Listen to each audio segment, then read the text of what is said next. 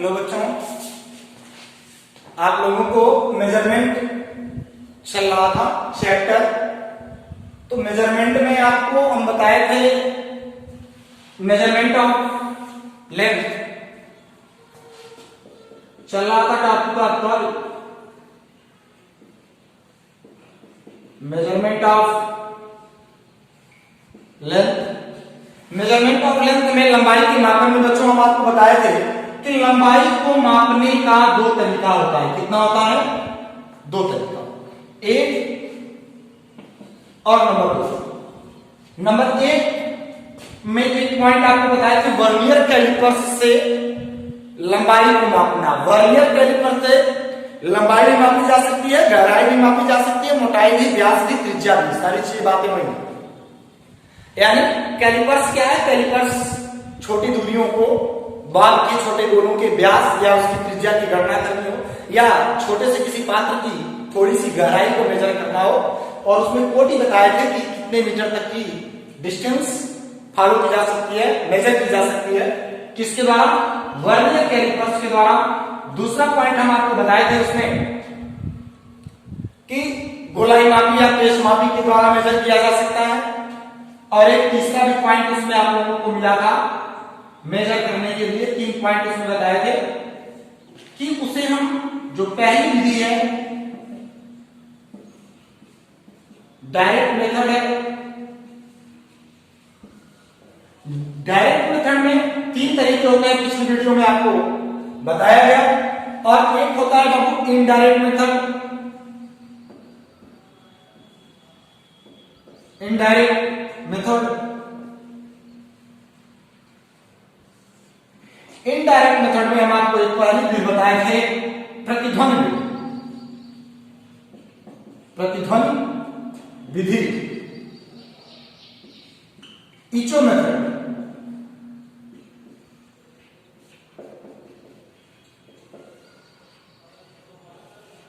प्रतिध्वनि विधि का मतलब होता है बच्चों, इस विधि में काफी अधिक नियर अबाउट मैक्सिमम डिस्टेंस ज्ञात की जाती है।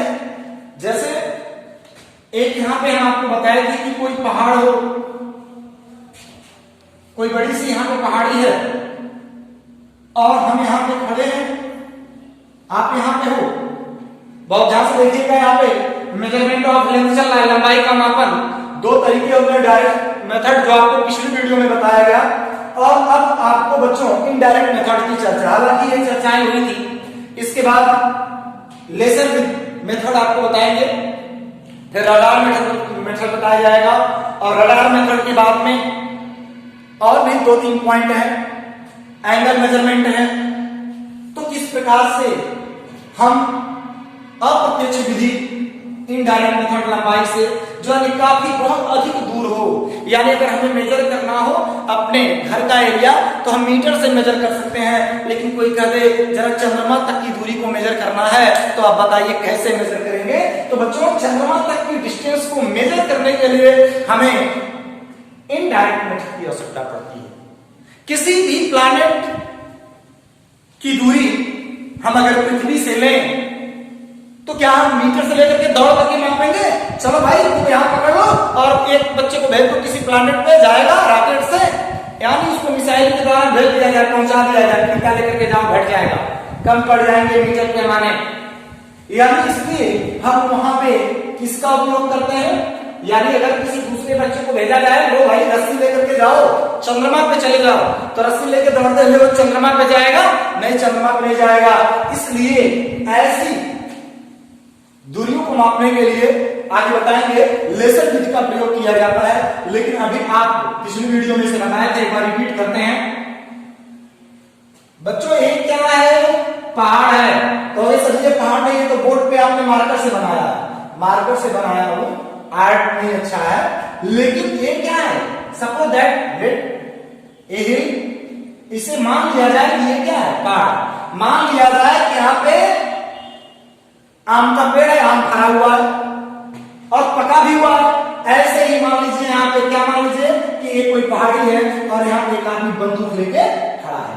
तो यहां से इसकी दूरी कितनी है नहीं पता है, नहीं पता है तो मान लीजिए कितनी x, और यहां से बंदूक से गोली दागी जाती है इस पहाड़ पर आकर के लड़ेगी, तो लड़ेगी तो वहां से क्या उत्पन्न होगी, आवाज उत्पन्न होगी। तो वो आवाज यानी यहां से गोली छूटी गई और आई, तो गई कितनी दूरी x, लड़ेगी आवाज भी वापस आएगी, तो आवाज जो वापस आएगी तो आवाज जब आएगी और जाएगी, यदि आने और जाने का दोनों का समय कितना हो t, ध्यान दीजिएगा, आने और जाने का, ध्यान दीजिए, आने और जाने का समय टाइम कितना हो t, यानी बंदूक की गोली छूटी तो गोलियां तो वापस नहीं आएगी, गोलियां लड़ेगी, कहां लड़ेगी, पहाड़ पे लड़ेगी, और पहाड़ पे लड़ेगी तो आवाज आएगी और वो आवाज आएगी, यानी जाएगी कौन गोलियां, आएगी कौन आवाजिया, यानी गोली जाएगी, जाने वाली कौन सी होगी, गोली होगी, आने वाली कौन सी होगी, आवाज होगी, क्या होगी, आवाज, यानी गोली जाएगी तो पहाड़ से लड़ेगी तो वहां आवाज उत्पन्न होगी, और वह आवाज क्या होगी, आएगी, किसके टकराने से, गोली के टकराने से। तो बच्चों x दूरी वह जाएगी और x दूरी वह आएगी, तो कुल कितनी दूरी होगी उसके द्वारा, x 2x, और हम जानते हैं दूरी इक्वल टू होता है 4 गुणे समय, 4 गुणे समय, तो 4 मान लीजिए भी है और समय कितना है t है, समय कितना है t, दूरी कितनी है x प्लस x कितनी हो गई 2x, तो बच्चों x इक्वल टू कितना हो जाएगा v गुणे t अपान, यानी इस तरह से हमें दूरी ज्ञात हो जाएगी कि इस पहाड़ी और जो व्यक्ति यहाँ पे खड़ा है उसके बीच की दूरी, यानी पहाड़ दूर हो, हमारी गोली की रेंज, बंदूक की रेंज इतनी हो कि यहां से दागे तो उस पहाड़ पे जाकर के लगे, कहीं बीच में ही गिर जाएगी तो कोई आवाज नहीं आएगी और आप डिस्टेंस नहीं माप पाएंगे, यानी बंदूक आपकी इस कटघरी की होनी चाहिए, इतने रेंज की होनी चाहिए कि कम से कम उस पहाड़ तक जा सके, या वह गोला उस पहाड़ तक जा सके, तब हम उसकी दूरी कंसीडर कर लेंगे, ज्ञात हो जाएगी हमें कि कितनी चाल, वायु में घन की जो चाल होती है कहां पे, वायु में किसकी, ध्वनि की चाल 332 मीटर पर सेकंड होती है। बच्चों क्या होती है, वायु में घन की चाल कितनी होती है, 332 मीटर पर सेकंड होती है। तो मेजरमेंट ऑफ लेंथ में इनडायरेक्ट मेथड जो है अप्रत्यक्ष विधि है, उसमें पहली हेडिंग है आपकी प्रतिध्वनि विधि। प्रतिध्वनि विधि में किसी स्थान से पहाड़ के बीच की दूरी ज्ञात करनी हो तो हम प्रतिध्वनि विधि का, यानी आवाज स्वर से ध्वनि के द्वारा, प्रतिध्वनि मतलब ध्वनि यहां से जाएगी, टकराएगी, टकरा कर कितना कहां आएगी, वापस आएगी, और इसके जरिए हम उसके बीच की डिस्टेंस को क्या करते हैं, गणना कर लेते हैं। बच्चों अब इसके बाद में हम आपको लेजर मेथड बताएंगे। बच्चों अगली कौन सी विधि है, लेजर विधि है। इस विधि का प्रयोग पृथ्वी से चंद्रमा के बीच की दूरी ज्ञात करने के लिए किया जाता है। इसका लेजर मेथड का जो यूज है वो क्या है, पृथ्वी से लेके चंद्रमा के बीच की, यानी ये अगर पृथ्वी है और ये क्या है चंद्रमा है, और इसके बीच की दूरी क्या है ज्ञात करना हो, मान लीजिए कितनी दूरी है। यह लेजर विधि भी प्रतिध्वनि के विधि के आधार पर कार्य करती है। किस आधार पर, लेजर विधि भी आपकी प्रतिध्वनि के विधि के आधार पर कार्य करती है। तो यहां से यहां तक की कितनी दूरी है, लेकिन इसमें एक मणीय, एक दिशीय प्रकाश पुंज का प्रयोग किया जाता है। कहेंगे एक मणीय क्या होता है, मतलब एक रंग का, एक रंग का, एक मणीय का मतलब हो गया। एक दिशीय का मतलब जो एक दिशा में जाए, कौन दिशा में जाए, यानी सोझा नीचे ऊपर की ओर जाए, मतलब जिस डायरेक्शन में पृथ्वी से चंद्रमा की डायरेक्शन में भेज दिया गया तो उसी दिशा में जाए, मतलब एक दिशीय एक रंग का कोई प्रकाश पुंज जिसकी ओर भेज दिया जाए, चंद्रमा की ओर भेज दिया जाए तो चंद्रमा की ओर जाएगा और फिर वहां से टकरा करके प्रतिध्वनि मतलब जाता है, धम भी जाती है, लड़ती है, फिर क्या होती है, वापस आती है। ऐसे ही एक वर्णीय एक दिशीय प्रकाश पुंज को हम पृथ्वी से कहां की ओर भेजते हैं, चंद्रमा की ओर भेजते हैं, चंद्रमा। और ये कौन सी है? पृथ्वी। पृथ्वी से कहां पे? चंद्रमा की ओर क्या भेजा जाएगा? एक मणि, एक दिशा, मतलब एक दिशा में प्रकाश पुंज भेजा जाएगा और वह चंद्रमा पर जाएगा, टकरा करके क्या आएगा? वापस एक दूरी जाएगा और आएगा। आने जाने का समय कितना है उसके? टी। और यहाँ पे वह जो एक मणि, एक दिशा प्रकाश पुंज भेजा जा रहा है, बीम ऑफ लाइट,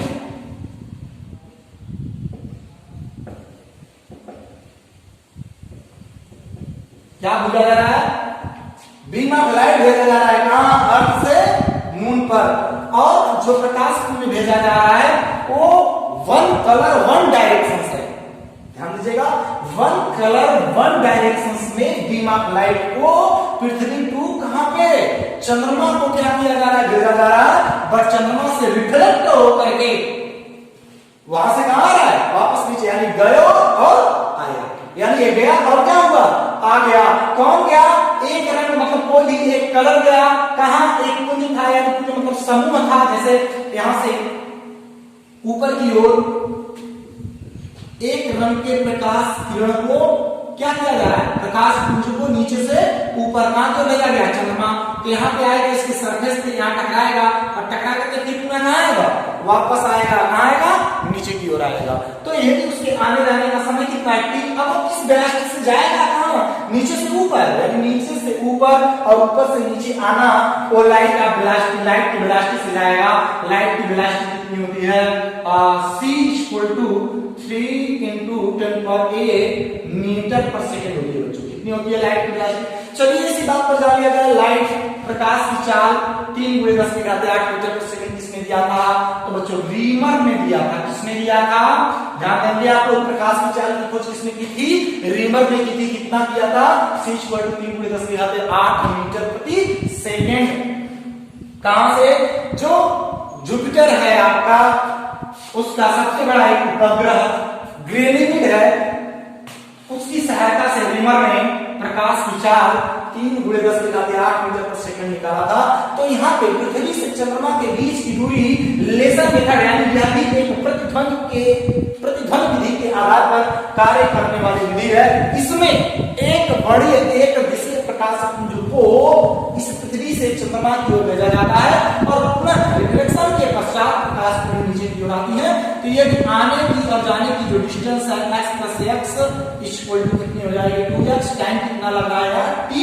और किस वेलोसिटी से जा रही है? c से जा रही है, प्रकाश की चाल से जा रही है। तो फिर दूरी = वही सूत्र लगाएंगे, दूरी = चाल × समय। तो बच्चों दूरी कितनी हो जाएगी? 2x। चाल क्या है? तो यहाँ c हो जाएगी, क्योंकि अब वह आपकी एक मणि है और एक दिशा है। प्रकाश पुंज नीचे से जो ऊपर जा रही है प्रकाश की चाल से जा रही है, c × t। तो x = c × t अपान कितना आ जाएगा? ये आपकी कौन सी मेथड है जिससे चंद्रमा के बीच की दूरी निकल जाएगी? पृथ्वी के। कौन सी है? Laser method. और अगला भी मेथड आपको बताएंगे बच्चों। लेजर मेथड जो था, लेजर मेथड का मतलब जो लेजर शब्द है, लेजर, ये जो लेजर शब्द है आपका, लेजर कुछ लोग कहते हैं, कुछ लोग लेजर होता है, साइलेंट लेजर भी कहा जाता है। तो ये मेथड जो है आपका, इसका मतलब जो होता है वो light amplification by stimulated emission of radiation होता है। मतलब ये लेजर का मतलब है, जिसकी हिंदी होती है विकिरण के उद्दीपन, उत्सर्जन, विकिरण के उद्दीपन, विकिरण के उद्दीपन, विकिरण के उद्दीपन द्वारा प्रकाश का उत्सर्जन, विकिरण के उद्दीपन द्वारा प्रकाश का उत्सर्जन होता है। मतलब लेजर शब्द जो है एक अंग्रेजी है और इसके वाक्यांश का जो अर्थ होता है वो light amplification by stimulated emission of a radiation, मतलब विकिरण के उत्सर्जन द्वारा प्रकाश का उत्सर्जन। अब उद्दीपन मतलब जो लाइट यहां से एक वर्णीय एक दिशीय प्रकाश पुंज क्या किया जा रहा है, उत्सर्जित किया जा रहा है और वहां से फिर रिफ्लेक्टेड होकर के उत्सर्जित यहां से किया जा रहा है, उद्दीपन हो रहा है और वहां से फिर पुनः रिफ्लेक्ट होकर के वापस आता है। उसे शुद्ध पूरा लेसर को पूरा क्या करते हैं, विकिरण के उत्सर्जन द्वारा प्रकाश का उत्सर्जन। अब बच्चों कौन सी मेथड पर चर्चा करना है हम लोगों को, रडार मेथड पर चर्चा करनी है और इसके बाद में चौथी विधि आ जाएगी, सोनार मेथड आ जाएगा, तो उसे भी बताएंगे। सोनार मेथड क्या होता है, कुछ लोग सोनार होंगे तो अपने आप को ये नहीं मानेंगे कि हमारा तरीका है। सोनार मेथड एक विधि है डिस्टेंस मेजर करने की, न कोई कास्ट। तो बच्चे ध्यान देंगे यहाँ पे आप कि अब रडार विधि क्या है आपकी। तो बच्चों रडार विधि जो है यह पृथ्वी से जो है कोई वायुयान, जैसे आकाश में कोई वायुयान उड़ रहा है तो रडार विधि में हम प्रयोग करते हैं वायुयान की। इस रडार पे यदि रेडियो रडार स्टेशन है कोई रेलवे का,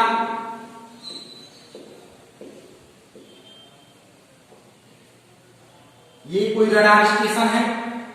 अब इस रडार स्टेशन से कोई वायुयान एरोप्लेन है, सपोज दैट यहाँ पे ये क्या है आपकी एरोप्लेन है। अगर यह एरोप्लेन यहाँ पे उड़ रही है इस रडार स्टेशन से, ये डिस्टेंस कितनी होगी, ये वायुयान है अगर, तो इस वायुयान और इस रडार के बीच में यानी हमारे स्टेशन से या हमारे एयरपोर्ट से ये वायुयान कितनी दूरी पर है, ये हम अपने रडार मेथड से ज्ञात कर लेते हैं। इसमें माइक्रोवेव इस रडार से उत्सर्जित होती हैं और इस एरोप्लेन में अभिगृहित हो जाती हैं। यानी इस रडार सिस्टम से निकलने वाली माइक्रो सूक्ष्म तरंगे जो हैं ये बेटा इसमें से उत्सर्जित होकर के कहां पर जाती हैं, इस एरोप्लेन में। एरोप्लेन में सिस्टम के जरिए आजाद होकर के पुनः रिफ्लेक्ट होकर के वहां से कहां आती हैं, रडार पर आती हैं। तो एक्स दूरी जाती है और एक्स दूरी आती हैं, तो इनके भी वही सिस्टम यहाँ पे भी आने जाने में कितनी डिस्टेंस तय कर रही है। ये टोटल यानी रडार और स्टेशन ये जो है हमारा, अब इनके रडार से इस रडार के स्टेशन तक की पूरी एक्स आने जाने दोनों में एक्स डिस्टेंस तय करेगा। तो यदि समय कितना लग रहा हो, टी लग रहा हो सूक्ष्म तरंग को, तो यहाँ पे भी वही सूत्र लगेगा, दूरी इक्वल टू चालू हुए समय। तो बच्चों वायुयान की दूरी रडार स्टेशन से यानी पृथ्वी से आसमान में उड़ रही है, यदि कोई जहाज और उस जहाज के हमको यहां से डिस्टेंस चाहिए तो यहाँ पे रडार सिस्टम होता है, उससे माइक्रोवेव प्रेषित की जाती है और एरोप्लेन में सिस्टम के जरिए एब्जॉर्ब होता है और वहां से पुनः रिफ्लेक्ट होता है तुरंत। जो प्रकाश की चाल से चलती है सी, समय टी और दूरी 2x, x = c × t/2, जिससे हम उस एरोप्लेन और रडार के बीच की दूरी की क्या कर लेते हैं, गणना कर लेते हैं। इसे बच्चों हम लोग कौन सा मेथड कहा जाता है, रडार मेथड कहा जाता है। और अगली विधि जो है सोनार विधि है। सोनार विधि हम आपको बताएंगे।